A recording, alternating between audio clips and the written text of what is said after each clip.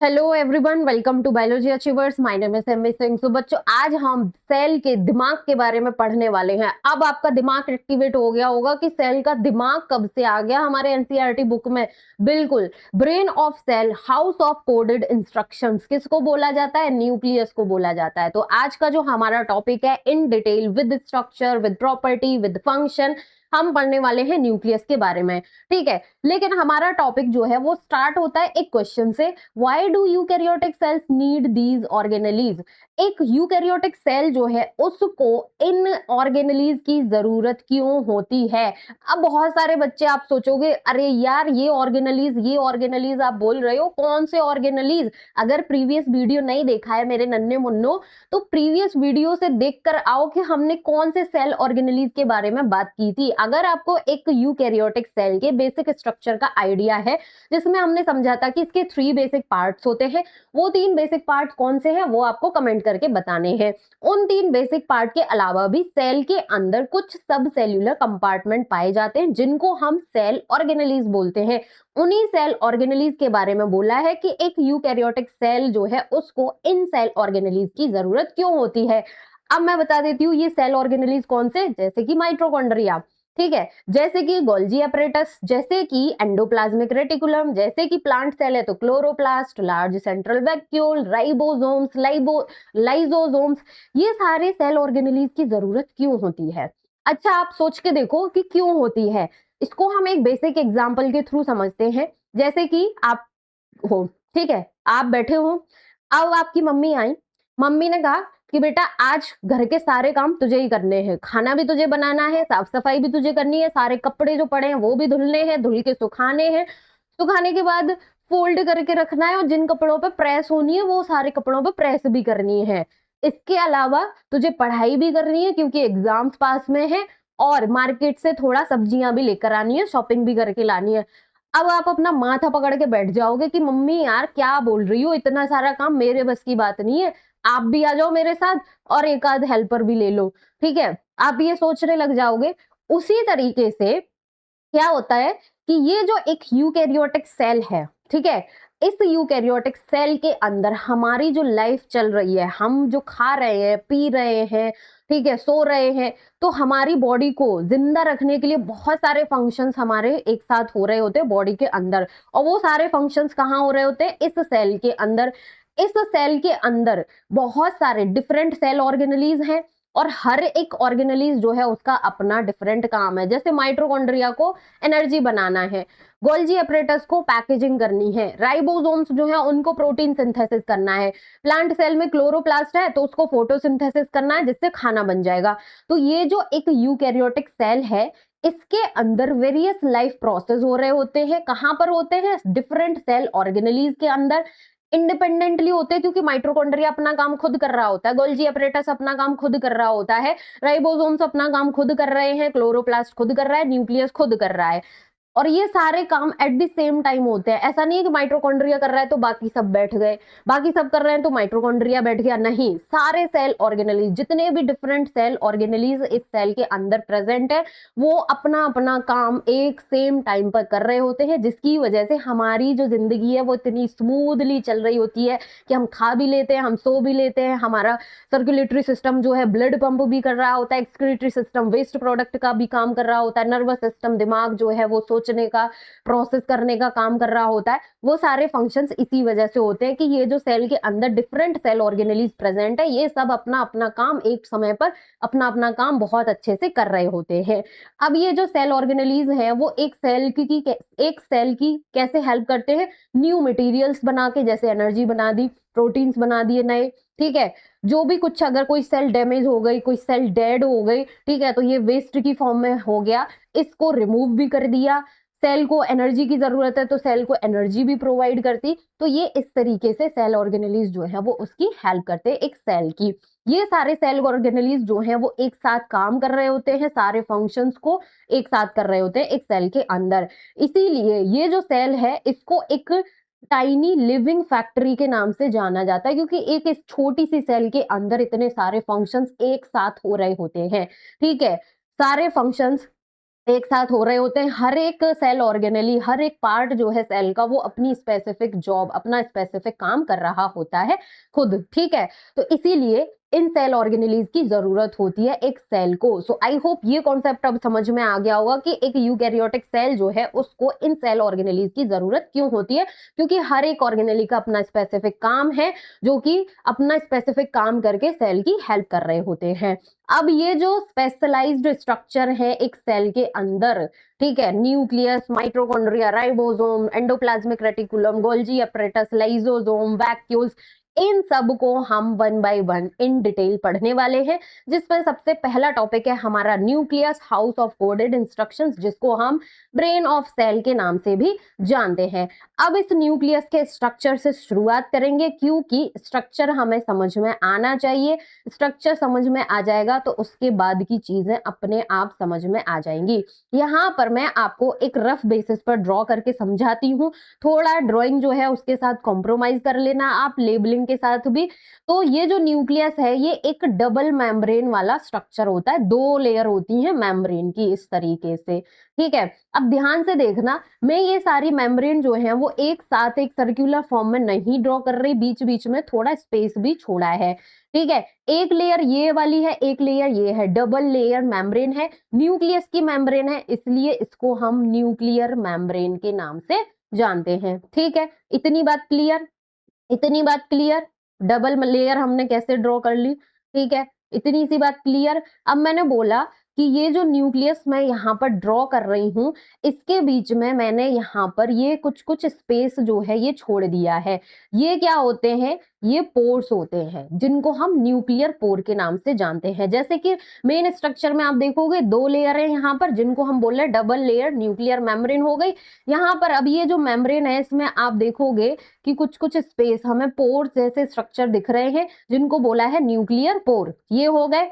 अब ये जो न्यूक्लियस का अंदर वाला पार्ट है, यहाँ पर आप देखोगे कि एक डेंस राउंड शेप का स्ट्रक्चर जो है वो आपको देखने को मिलेगा।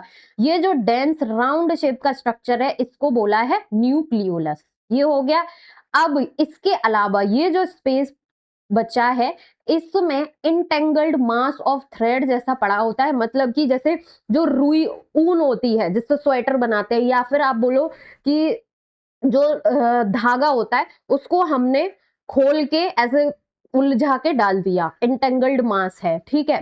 तो ये इंटेंगल्ड मास पड़ा होता है थ्रेड जैसे स्ट्रक्चर का, जिसको हम बोलते हैं क्या, क्रोमैटिन। अब आगे जब हम इसको पूरा पढ़ेंगे, जिसमें बच्चे बहुत ज्यादा कंफ्यूज होते हैं डीएनए में, क्रोमैटिन में, क्रोमोसोम में, वो चीज मैं आपको बहुत क्लियर वे में बताने वाली हूँ। अभी इतना समझ लेते हैं कि ये थ्रेड लाइक स्ट्रक्चर पड़ा है इसके अंदर, जिसको हम बोलते हैं क्रोमैटिन, ठीक है, ये क्रोमैटिन हो गया। तो इतने सारे स्ट्रक्चर्स मिला के एक न्यूक्लियस का फॉर्मेशन करते हैं कि क्रोमैटिन है, उसके अंदर राउंड डेंस शेप का स्ट्रक्चर है, जिसको हम बोलते हैं nucleolus. Nuclear membrane double layer होती है और उसके बीच में न्यूक्लियर पोर्स जो है ये प्रेजेंट होते हैं, ये सब मिला के बनाते हैं क्या, न्यूक्लियस, ठीक है। अब इस इंफॉर्मेशन को हम पढ़ लेते हैं कि ये जो न्यूक्लियस है ये डबल लेयर कवरिंग होती है, डबल लेयर स्ट्रक्चर होता है, जिसको हम न्यूक्लियर मेम्ब्रेन के नाम से जानते हैं। इस न्यूक्लियर मेम्ब्रेन में क्या होते हैं, पोर्स, जिनको न्यूक्लियर पोर बोला गया है। अब ये जो न्यूक्लियर पोर है इनका फंक्शन क्या होता है, transfer of materials between nucleus and cytoplasm. ये जो न्यूक्लियर पोर है, ठीक है, इसके थ्रू मटेरियल्स का ट्रांसफर होगा न्यूक्लियस के अंदर से। अगर साइटोप्लाज्म में किसी मटेरियल को जाना है तो वो इन न्यूक्लियर पोर्स के थ्रू ट्रांसफर कर जाएगा। अगर साइटोप्लाज्म से किसी मटेरियल को न्यूक्लियस के अंदर आना है तो वो इन न्यूक्लियर पोर्स के थ्रू साइटोप्लाज्म से न्यूक्लियस के अंदर आ जाएगा। सो इस तरीके से इन न्यूक्लियर पोर्स का काम होता है transfer of material between nucleus and cytoplasm, ठीक। यहां तक सारी चीजें क्लियर है, क्योंकि यहाँ के बाद एक इतना इंपॉर्टेंट कॉन्सेप्ट स्टार्ट होगा, जिससे अगर टीचर ने ठान लिया है कि इस बार मुझे बहुत ट्रिकी क्वेश्चन बनाना है तो वो यहां से बना सकता है।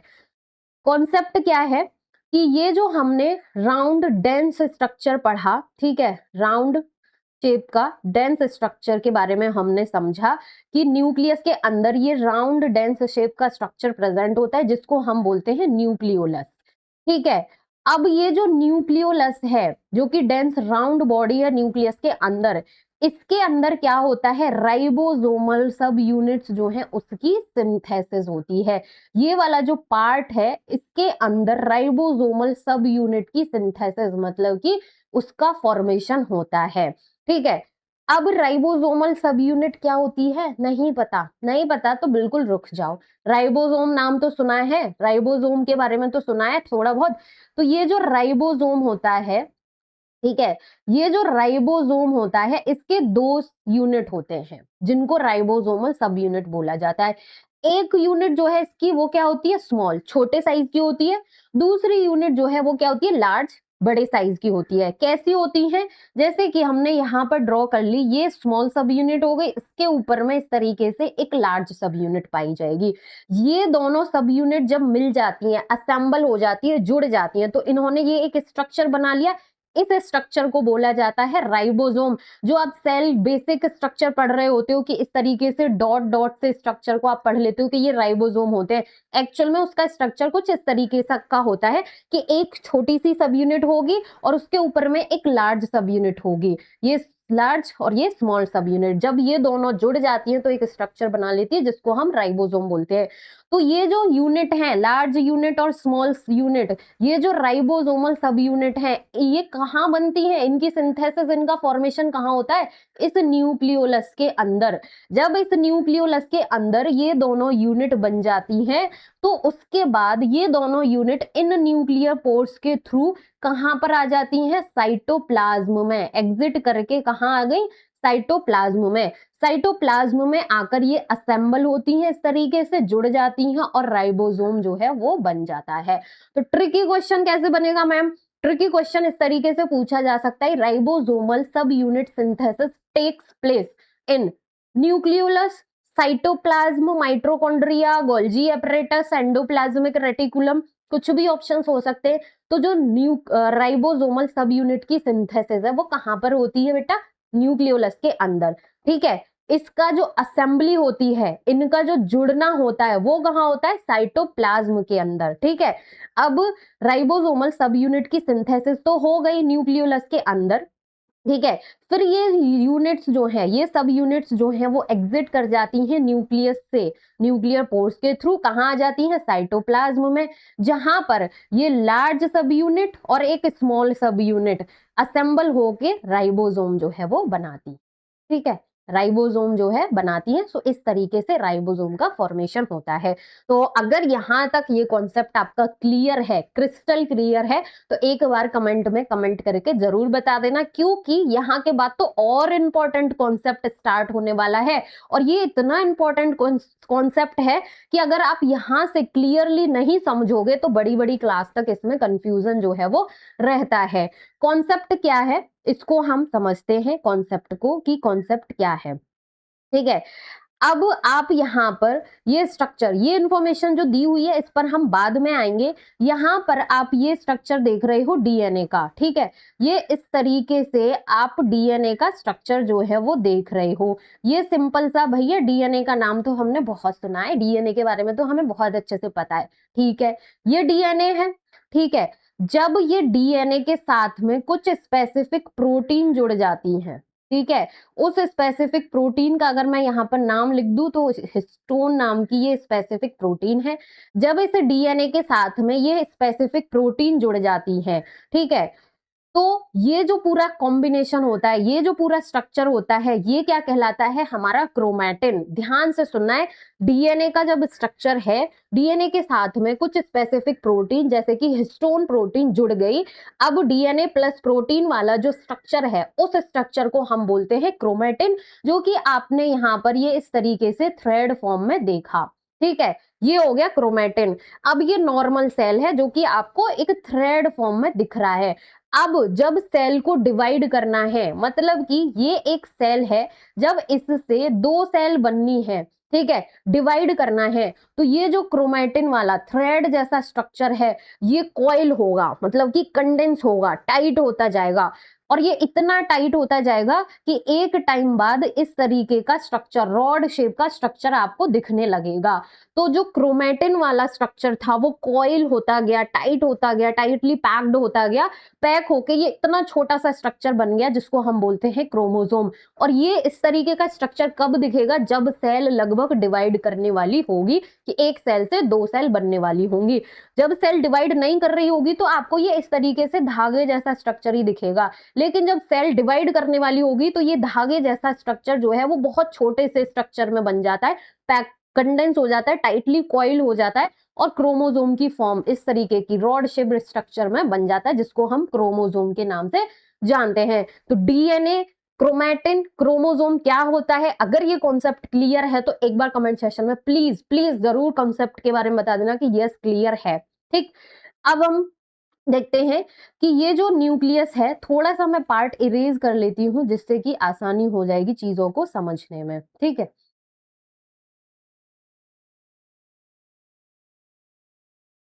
नाउ अब ये जो न्यूक्लियस है, ठीक है, ये पूरा स्ट्रक्चर न्यूक्लियस है। ये जो न्यूक्लियस है ये क्या करता है? कंटेन करता है क्रोमोसोम। ठीक है, ये सारी इंफॉर्मेशन आपको उस टाइम की है जब एक सेल डिवाइड होने वाली होती है। ठीक है, जी, न्यूक्लियस जो है ये कंटेन करता है क्रोमोसोम का, क्रोमोसोम्स को, जो कि विजिबल होते हैं एक रॉड शेप स्ट्रक्चर की फॉर्म में। इस तरीके का स्ट्रक्चर दिखता है, कब दिखता है? ओनली तब जब एक सेल जो है वो डिवाइड होने वाली होती है। एक सेल से जब दो सेल बनने वाली होती है तभी इसी तरीके का स्ट्रक्चर दिखता है, नहीं तो आपको ऐसे थ्रेड जैसे स्ट्रक्चर जो है वो दिखेंगे।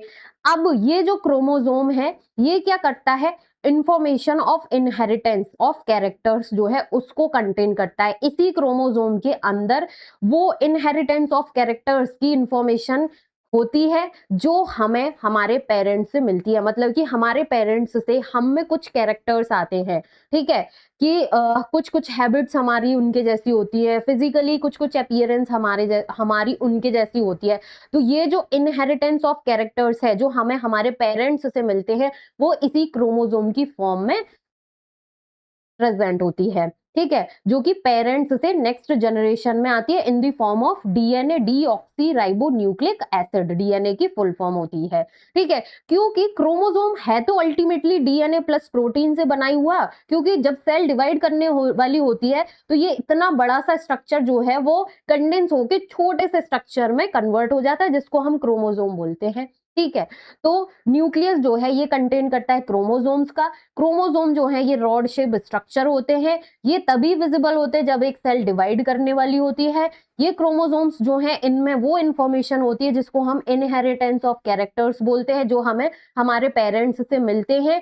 ठीक है, एक जनरेशन से दूसरी जनरेशन में पास होते हैं डीएनए की फॉर्म में। डीएनए की फुल फॉर्म जो है क्वेश्चन में पूछी जाती है, तो डीएनए की फुल फॉर्म होती है डीऑक्सी राइबो न्यूक्लिक एसिड। ठीक है, ये हो गया, क्योंकि मैंने आपको बता दिया कि क्रोमोसोम है तो डीएनए ही, जब डीएनए प्लस स्पेसिफिक प्रोटीन मिल जाते हैं तो क्रोमेटिन बन जाते हैं, और जब सेल डिवाइड होने वाली होती है तो ये क्रोमेटिन ही तो कंडेंस होके क्रोमोसोम की शेप का स्ट्रक्चर बन जाते हैं। तो क्रोमोसोम जो है ये किससे मिलकर बने होते हैं? डीएनए और स्पेसिफिक प्रोटीन से।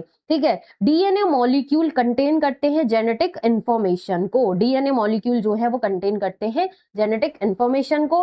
अब बात आती है कि ये जो डीएनए मॉलिक्यूल है, ठीक है, इसमें एक फंक्शनल सेगमेंट होता है। फॉर एग्जांपल डीएनए, इतना बड़ा डीएनए, इसमें ये वाला जो डीएनए का पार्ट है, ये जो सेगमेंट है डीएनए का, ये फंक्शनल है। तो जो डीएनए का फंक्शनल सेगमेंट होता है उसको बोला जाता है जीन। क्योंकि क्लास 10th में हेरिडिटी वाला चैप्टर पढ़ोगे तो वहां पर ये सारे बड़े बड़े टॉपिक्स, बड़े बड़े कंफ्यूजिंग कॉन्सेप्ट होते हैं। जीन क्या होता है, क्रोमोसोम क्या होता है, हेरिडिटी क्या होती है, इनहेरिटेंस ऑफ कैरेक्टर्स ये क्या होता है, एलील्स क्या होते हैं, इनमें भी बच्चे बड़े कंफ्यूज होते हैं। तो जो डीएनए का फंक्शनल सेगमेंट होता है उसको हम बोलते हैं जीन्स। ये सारी बात की गई थी डिवाइडिंग सेल के बारे में कि जब एक सेल डिवाइड होने वाली होती है तो क्या होता है। लेकिन दूसरी कंडीशन ये है कि जब एक सेल डिवाइड नहीं कर रही है, जब एक सेल नॉन डिवाइडिंग फॉर्म में है, तो ये जो डीएनए प्रेजेंट है as part of chromatin material, DNA जो है वो इस तरीके से थ्रेड फॉर्म में प्रेजेंट होगा जिसको हम क्रोमेटिन बोल रहे थे। ठीक है, chromatin material is visible as an entangled mass of thread like structure. जैसे कि मैंने आपको बता दिया कि जो क्रोमेटिन है वो आपको ऐसे उलझा उलझा सा थ्रेड जो है उसके फॉर्म में दिखाई देगा। Whenever cell is about to divide, लेकिन जब कभी भी सेल को डिवाइड करना होता है, मतलब एक सेल से दो सेल बननी होती है, तब ये क्रोमेटिन मटेरियल जो है वो ऑर्गेनाइज्ड हो जाता है इनटू क्रोमोसोम, कंडेंस होके कॉइल होके ये क्रोमेटिन मटेरियल जो है इस शेप का स्ट्रक्चर, रॉड शेप का स्ट्रक्चर बन जाता है, जिसको हम क्रोमोसोम के नाम से जानते हैं। तो अगर यदि अब भी कोई कंफ्यूजन हो, डीएनए क्या है, क्रोमेटिन क्या है, क्रोमोसोम क्या है, तो कमेंट सेशन में कमेंट कर देना, मैं इस पर एक शॉर्ट वीडियो भी बना दूंगी। अगर कॉन्सेप्ट क्लियर हो तो प्लीज कमेंट सेशन में एक बार कमेंट करके भी बता देना कि यस हमारा ये कॉन्सेप्ट क्लियर है। ठीक है, अब आ जाते हैं thread of curiosity. Thread of curiosity जो है ये क्या कहता है, इसके बारे में भी थोड़ा सा हम समझ लेते हैं कि भाई थ्रेड ऑफ क्यूरियोसिटी जो है ये क्या कह रहा है। थ्रेड ऑफ क्यूरियोसिटी में अगर जाएंगे तो कुछ some cells are specialized to perform specific function. कुछ सेल्स जो हैं वो स्पेशलाइज्ड होती हैं कि उनको कुछ स्पेसिफिक फंक्शंस ही करने हैं। अगर एग्जांपल की अगर हम बात करें तो जो मैच्योर रेड ब्लड सेल्स होती हैं, आरबीसी जिनको शॉर्ट में बोला जाता है ह्यूमंस में, इनमें न्यूक्लियस जो है वो नहीं पाया जाता। अभी इतना हम न्यूक्लियस का कॉन्सेप्ट पढ़ के आए थे। अब आप सोचो कि जो रेड ब्लड सेल्स हमारी बॉडी में है, ठीक है, इनमें तो न्यूक्लियस ही नहीं पाया जाता, ये ई न्यूक्लिएट होती हैं। ठीक है, लेकिन न्यूक्लियस क्यों नहीं पाया जाता, इसके पीछे बहुत बड़ा रीजन है। इसके पीछे का रीजन ये है एब्सेंस ऑफ न्यूक्लियस। इनमें न्यूक्लियस नहीं पाया जाता, इसीलिए जो हीमोग्लोबिन है उसको ज्यादा स्पेस मिल जाता है। किस लिए ज्यादा स्पेस मिल जाता है, कि ज्यादा से ज्यादा ऑक्सीजन बाइंड करे और ज्यादा से ज्यादा क्या हो, ट्रांसपोर्ट हो, किसका, ऑक्सीजन का, किसके लिए, सेल्स को। ठीक है, तो जो रेड ब्लड सेल्स हैं, मेच्योर रेड ब्लड सेल्स हैं, इनमें न्यूक्लियस नहीं पाया जाता, ये ई न्यूक्लिएट होती हैं। इनमें जो न्यूक्लियस नहीं पाया जाता, एब्सेंस ऑफ न्यूक्लियस, ये इससे क्या होता है, ये प्रोवाइड करती है मोर स्पेस टू हीमोग्लोबिन, जो कि अलाउ करता है लार्ज ट्रांसपोर्ट, लार्ज, जो कि ट्रांसपोर्ट अलाउ करता है large amount of oxygen to the cells of the body. Simple सी बात ये है कि रेड ब्लड सेल्स में हीमोग्लोबिन नहीं पाया जाता, जिसकी वजह से स्पेस ज्यादा मिल जाता है हीमोग्लोबिन का। हीमोग्लोबिन जो है वो ज्यादा ऑक्सीजन ट्रांसपोर्ट कर देता है सेल्स को। ठीक है, ये था सिंपल सा। Since they lack a nucleus, अब इनमें न्यूक्लियस नहीं पाया जाता, तो ये दे कैन नॉट रिपेयर और डिवाइड देमसेल्फ। न्यूक्लियस नहीं पाया जाता है तो ये अपने आप को रिपेयर भी नहीं कर सकते, ना ही ये डिवाइड कर सकते कि एक रेड ब्लड सेल से दो रेड ब्लड सेल्स बन गई, दो से चार रेड ब्लड सेल्स बन गई, इसलिए ये डिवाइड नहीं कर सकते। ठीक है, क्योंकि न्यूक्लियस नहीं पाया जाता। इसी वजह से इनका जो लाइफ स्पैन है, इनका जो जीवन काल है वो बहुत ही छोटा होता है, बहुत ही कम टाइम के लिए सर्वाइव कर पाते हैं। अप्रोक्सीमेटली 120 डेज, 120 दिन की ही इनकी जिंदगी होती है। तो ये जो life span of red blood sales है, इससे क्वेश्चन पूछा जाता है। Do you know any other sales without nucleus? क्या आपको अब किसी और सेल का नाम पता है जिसमें न्यूक्लियस नहीं पाया जाता? अगर पता है तो कमेंट सेशन में जरूर कमेंट करके बताना। अगर नहीं पता है तो नेक्स्ट चैप्टर में इसका आपको आंसर मिलेगा। ध्यान रखना, नेक्स्ट चैप्टर टिश्यू में जब हम पढ़ेंगे तो वहां पर इसका आपको आंसर मिल जाएगा। ठीक है, अब जो प्रोकैरियोट्स होते हैं, ये सारा तो यूकैरियोट्स के बारे में चल रहा था, लेकिन जो हमारा प्रोकैरियोटिक होता है, ठीक है, एक सेल वाला ऑर्गेनिज्म होता है। प्रोकैरियोटिक सेल्स में हम ऑलरेडी पढ़ चुके आ चुके हैं कि वेल डिफाइंड न्यूक्लियस भी नहीं पाया जाता, मेम्ब्रेन बाउंड ऑर्गेनेलीज भी नहीं पाए जाते। तो जो प्रोकैरियोटिक सेल्स होती है, जैसे बैक्टीरिया है, इसका जो डीएनए है वो एक सिंगल सर्कुलर मॉलिक्यूल की फॉर्म में प्रेजेंट होता है, सिंगल सर्कुलर मॉलिक्यूल। ठीक है, इस तरीके से डीएनए, इसके साथ में कुछ स्पेसिफिक जो प्रोटीन्स हैं वो अटैच होती हैं। अब ये जो सिंगल सर्कुलर मॉलिक्यूल की फॉर्म में प्रोटीन्स के साथ में जेनेटिक मटेरियल जो है ये प्रेजेंट है, ये जिस रीजन में जेनेटिक मटेरियल प्रेजेंट होता है सेल के अंदर, उस स्पेसिफिक रीजन को न्यूक्लियोइड के नाम से जाना जाता है। ठीक है, सो यहाँ से भी क्वेश्चन आपसे पूछा जा सकता है। तो इसी के साथ में हमारा जो फर्स्ट स्पेशलाइज्ड सेल स्ट्रक्चर है, दैट इज न्यूक्लियस, वो कॉन्सेप्ट कंप्लीट होता है। अगर कोई डाउट हो तो कमेंट सेशन में जरूर कमेंट करना, वीडियो को लाइक करके अपने फ्रेंड्स के साथ भी जरूर शेयर करना। नेक्स्ट टॉपिक में हम राइबोसोम, एंडोप्लाज्मिक रेटिकुलम, ये सारे जो स्ट्रक्चर्स हैं इनके बारे में पढ़ेंगे। Thank you so much for watching.